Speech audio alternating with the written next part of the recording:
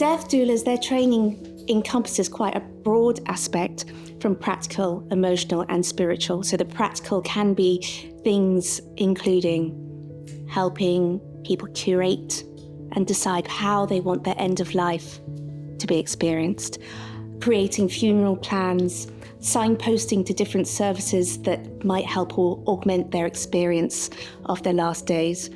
Emotional is working with the family, deep listening and understanding what their problems are. And the spiritual is meeting their spiritual needs wherever they may be, of faith or of none. Soul midwifery has a slightly different emphasis. It does encompass all that, but it concentrates a little bit more on the spiritual, of really working with the soul so the person's soul feels ready to do its journey onto the next adventure. In my opinion, the only difference really between a death doula and a soul midwife is our training. A death doula training might be slightly more practical, whereas the soul midwife training is probably a little bit more on the spiritual side.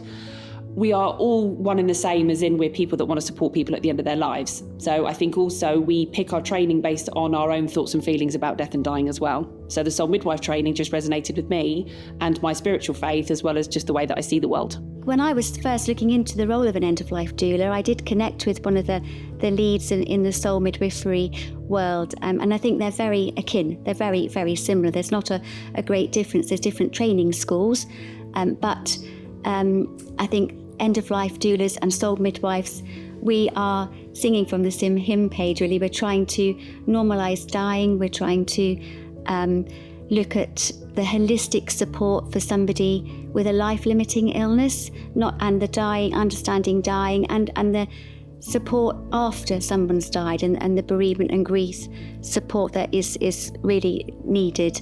I think the soul midwifery, they tend to focus a little bit more maybe on the spiritual elements, and they have some of their traditions are really based in ancient traditions and rituals.